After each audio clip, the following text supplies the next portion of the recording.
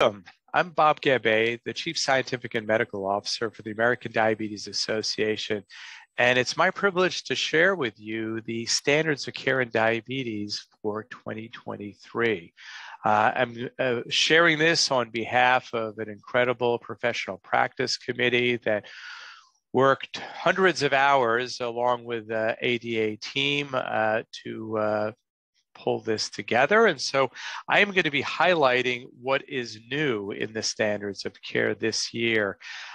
And I will at the end share with you some resources so that you can learn more because I can't fit everything that's new into this session. But I'll break it down into 5 themes. And talk about each of these.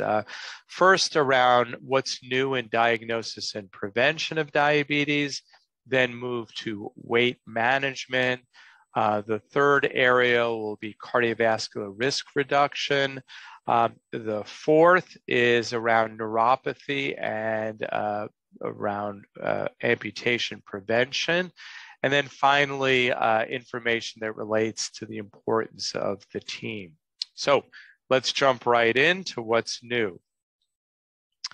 What's new in the diagnosis of diabetes? Here's the main thing that's new this year, and that's the use of point-of-care A1C testing for screening and diagnosis of diabetes.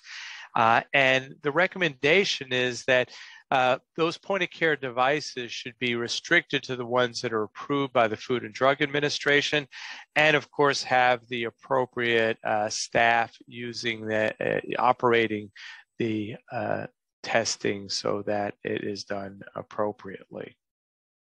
In terms of prevention or delay of type 2 diabetes, the role of pharmacological therapy. There's a recommendation that pharmacological therapy can be used in these individuals at risk for diabetes for a number of purposes: for weight management, for minimizing the progression of hyperglycemia and the development of diabetes, but also for cardiovascular risk reduction. And that should be all done in the context of person-centered care goals. More intensive prevention approaches are warranted in individuals that are particularly higher risk of progressing to diabetes. So, and who are those people?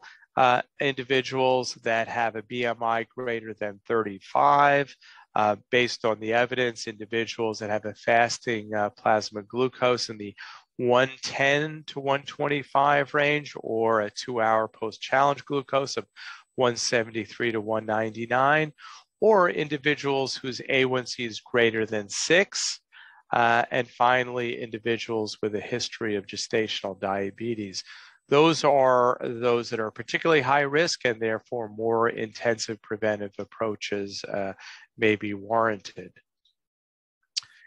Statin therapy and diabetes prevention. So clearly there is evidence that statin therapy may increase the risk of developing type 2 diabetes, and because of that, it's important that individuals their glucose status should be monitored while on statin therapy, and that diabetes prevention approaches should be reinforced.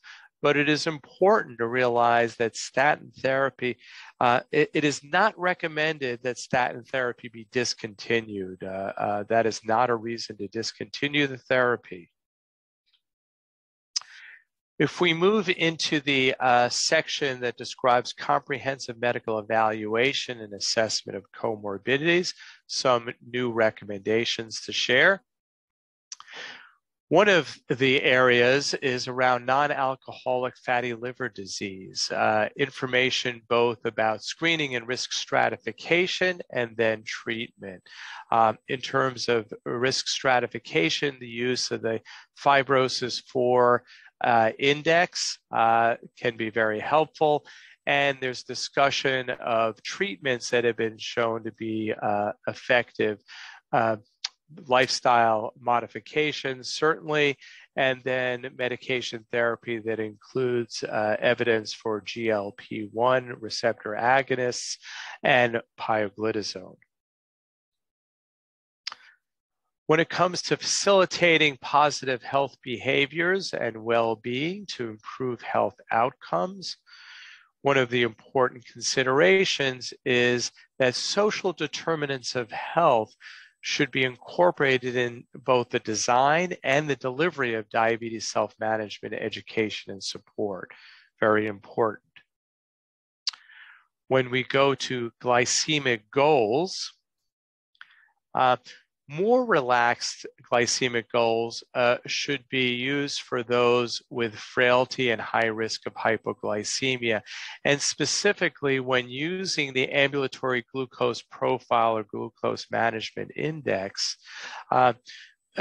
you typically using continuous glucose monitors, there are some goals for individuals with frailty or high risk of hypoglycemia, and that's a time and range of greater than 50%, along with, importantly, less than 1% of time below range.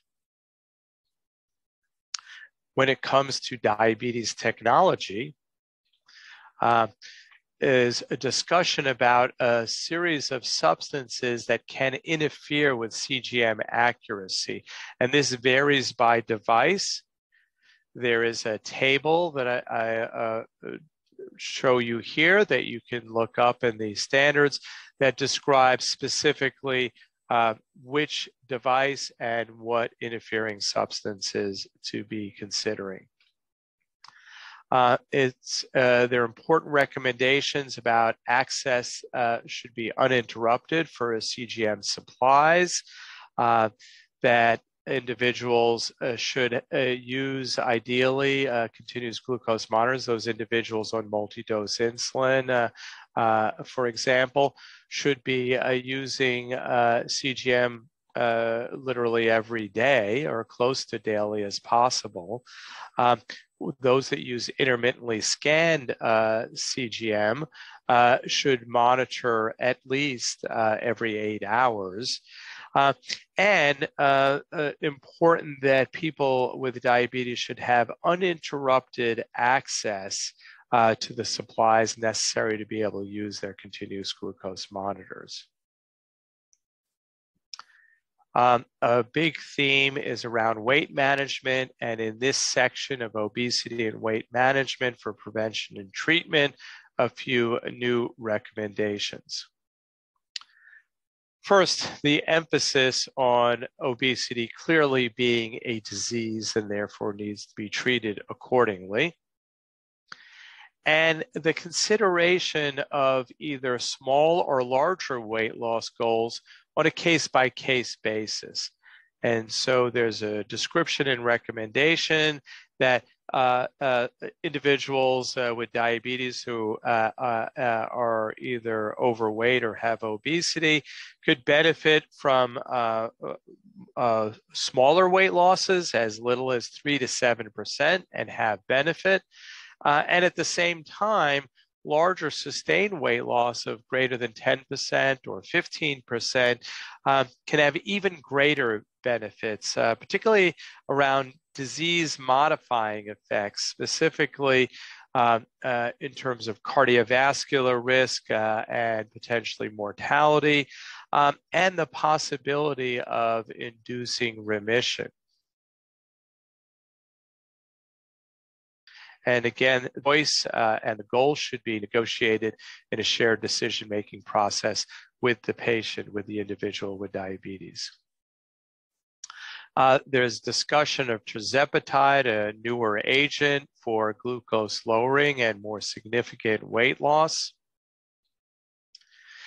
And then there's discussion around pharmacological approaches to glycemic treatment. And in this chapter, it largely, it very much aligns with a recent report that was published for the management of hyperglycemia and type 2 diabetes, both by the American Diabetes Association and the European Association for the Study of Diabetes. I'll highlight some key features of that report in this algorithm. This is available in the full standards of care, and I'll point you at the end how you can access it. But I want to alert you to sort of two halves of this diagram. You can see there's a left half over here and a right half, and I want to talk about both of those. I'll expand that in a moment so that you can see the considerations in the management, particularly the pharmacological management of type 2 diabetes. So on the left side here, you can see that here really the goal is cardiorenal risk reduction in individuals high risk. And there are specific recommendations for whether a person has atherosclerotic cardiovascular disease or not established disease, but indicators of high risk of ASCVD, recommendations about the presence of heart failure, or chronic kidney disease. Those considerations should be had in conjunction with the goals for glycemic management. And so that glycemic management should take into account two factors. One, the focus on efficacy.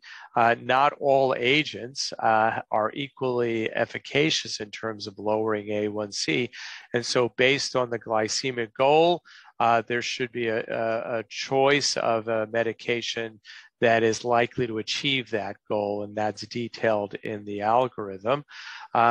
And then the second consideration is around the achievement and maintenance of weight management, and again highlighting that as one of the key new emphases in the 2023 standards of care.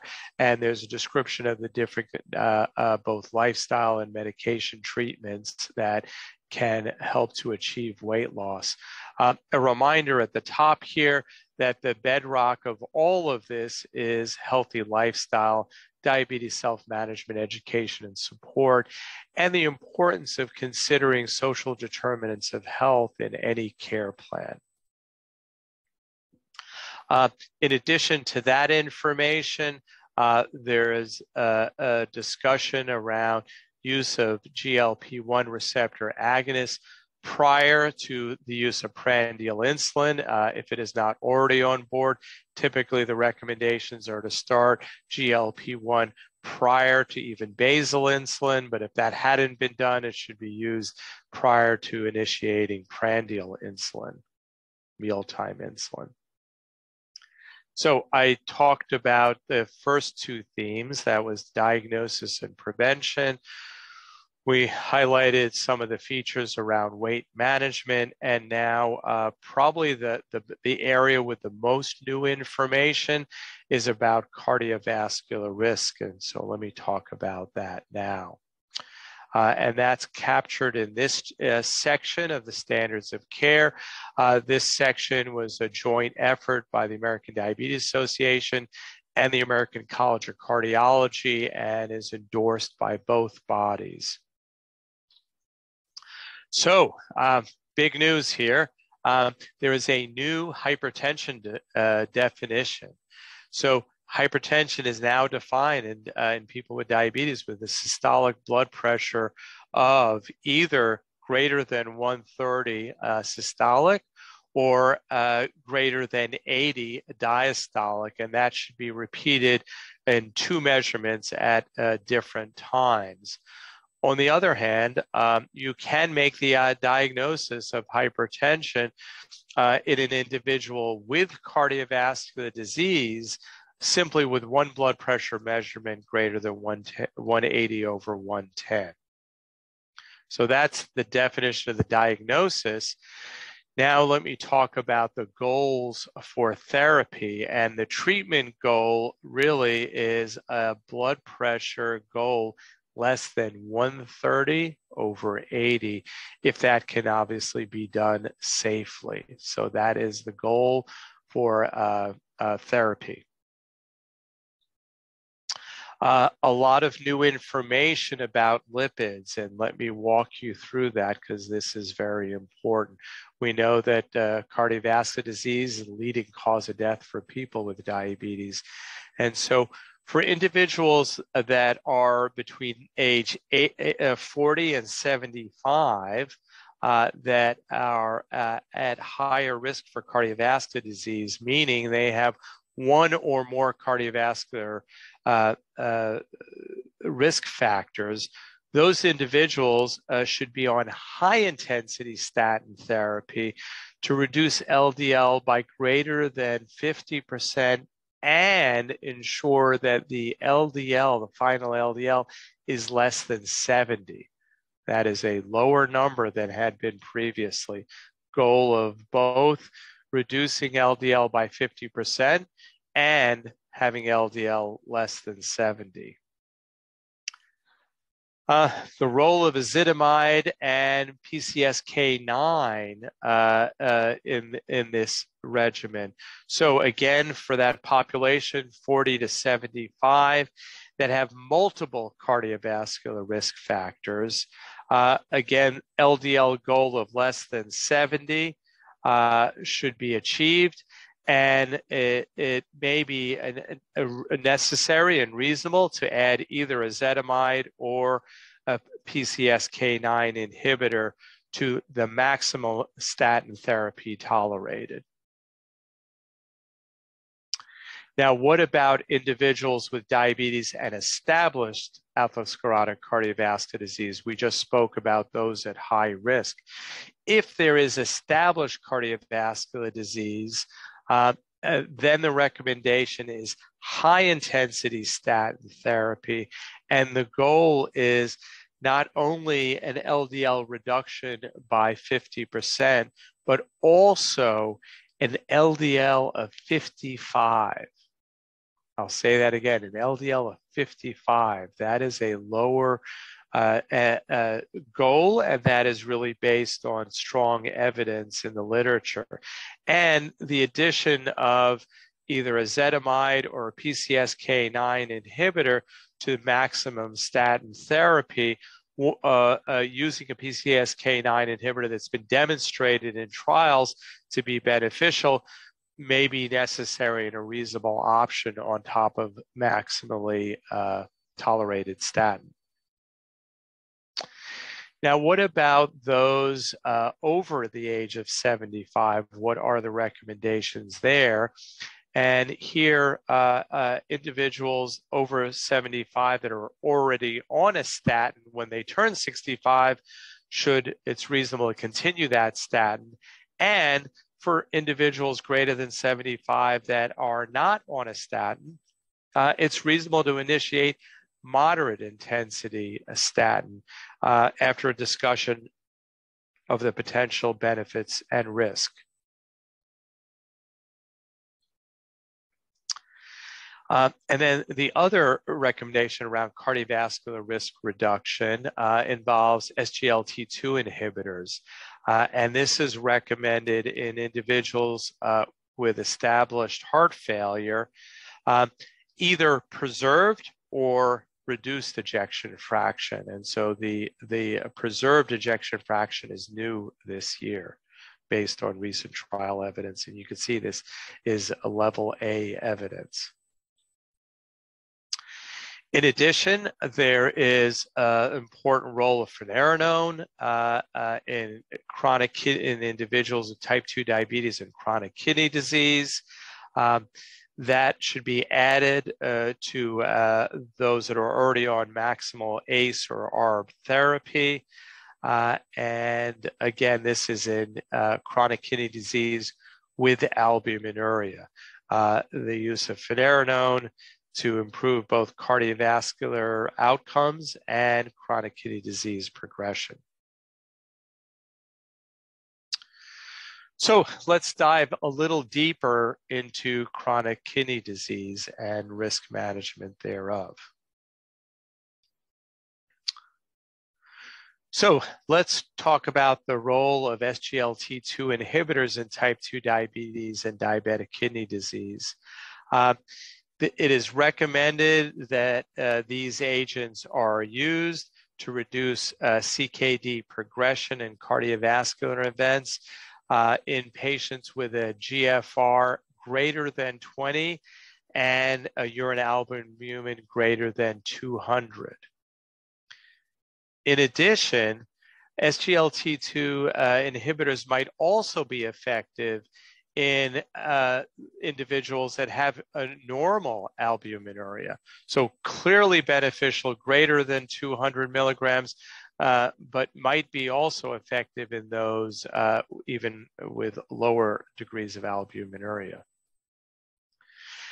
There's also discussion of when to consider referral to a nephrologist, and specifically an individual that has continuously increasing either urinary albumin levels or continuously decreasing GFR, estimated glomerular filtration rate, should be considered for referral, or anyone that has a GFR less than 30 should be referred to a nephrologist for further care.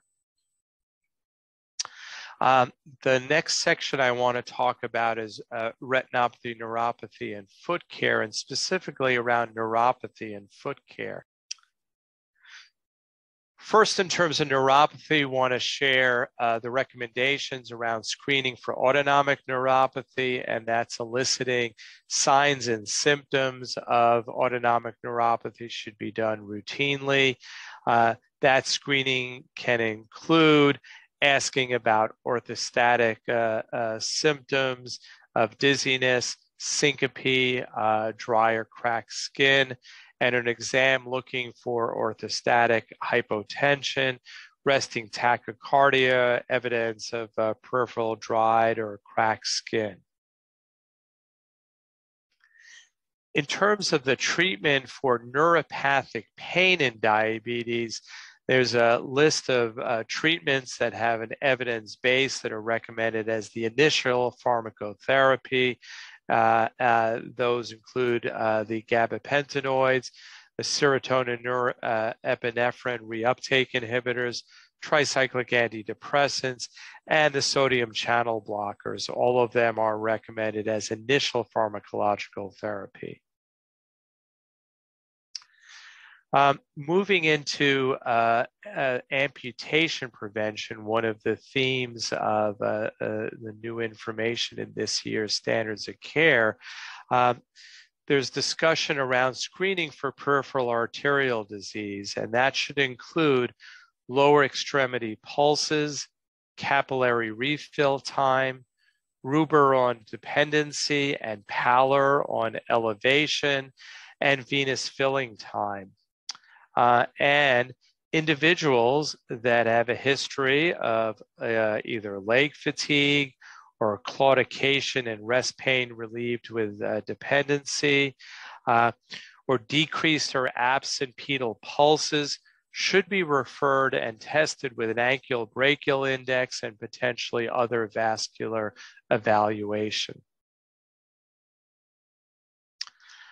Individuals that have foot ulcers or have high risk feet, it's important to consider a multidisciplinary approach, particularly those that have foot ulcers, but those that are at high risk, such as individuals that have Charcot foot malformations, or a history of prior ulcer or amputation, or those that have peripheral arterial disease. Again, the importance of team-based care, a multidisciplinary approach. And when it comes to foot care for those that have loss of protective sensation, it is important to educate individuals around foot self-care, specifically ways that they can examine their feet, palpation, visual inspection, with a mirror, for example, as part of their daily routine for good foot care to prevent ulcers. And then recommendations around individuals that have chronic foot ulcers that have failed to heal despite the optimal standard care. There's a recommendation that says adjuvant and adjunctive therapy that is based on randomized controlled trial proven agents, and you can see a list of those here, can also be considered. And you see that list of a number of different therapies, and in the source document of the standards of care, you'll see particular references to the studies that were performed validating their effectiveness.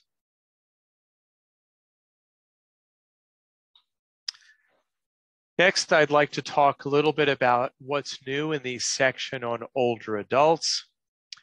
Specifically, there's recommendations around that continuous glucose monitor consideration for those with older adults on insulin or sulfonylureas, and the recommendations that they be offered that as potential use on virtually, in essence, any type of insulin or sulfonylurea.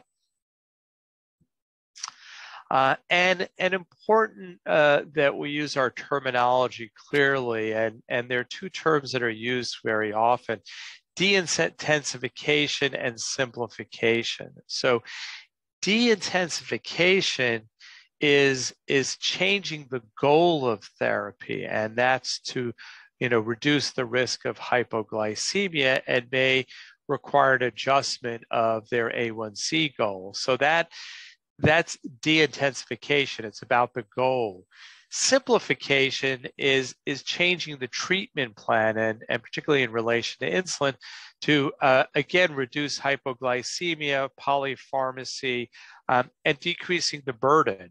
And that may be appropriate based on an individual A1C goal of a patient. Next, I want to talk about some of the new recommendations in the management of diabetes in pregnancy, and you'll see a whole section on this. I'll just pick some of the highlighted new information in terms of blood pressure target. So individuals with chronic hypertension, the blood pressure threshold of 140/90 for either initiation or titration of therapy. And the target blood pressure should be somewhere between 110 and 135/85. Breastfeeding is a recommendation that it is recommended to reduce the risk of maternal type 2 diabetes, and that is based on evidence demonstrating that benefit. And then moving to hospital management, more stringent glycemic goals, such as glucoses between 110 and 140, may be appropriate for selected patients if they can be achieved without significant hypoglycemia, and that's where close monitoring to avoid hypoglycemia is critical. So finally, I want to talk about the healthcare team. And one important set of recommendations is the role of community health workers in diabetes care, that they can be particularly helpful in the management of diabetes and cardiovascular risk factors in underserved communities.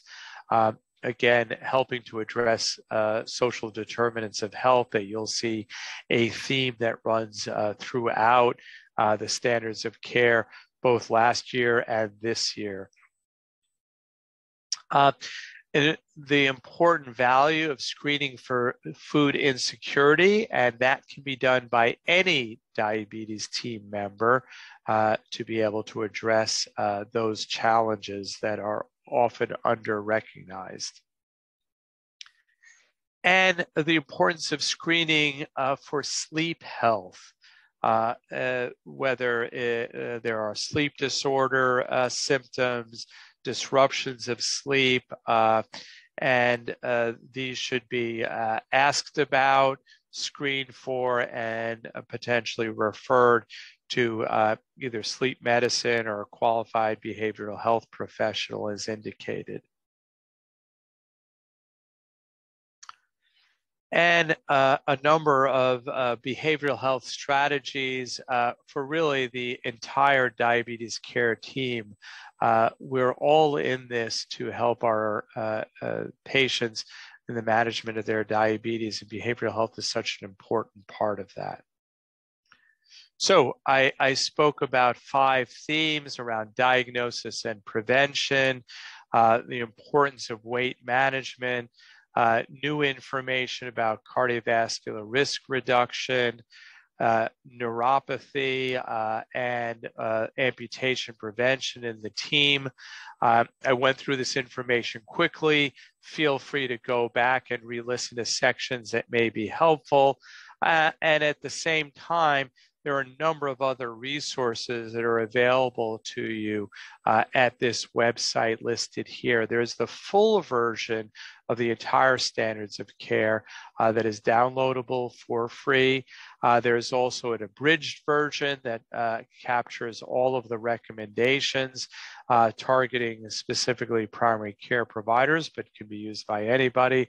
There is a wonderful app that you can download to your phone that has many of the important figures and algorithms, full text search functions, and then have a number of interactive tools. I highly recommend that. There's a webcast that you're viewing now, and we will be providing a number of new visuals in the coming time, so stay tuned for all of that.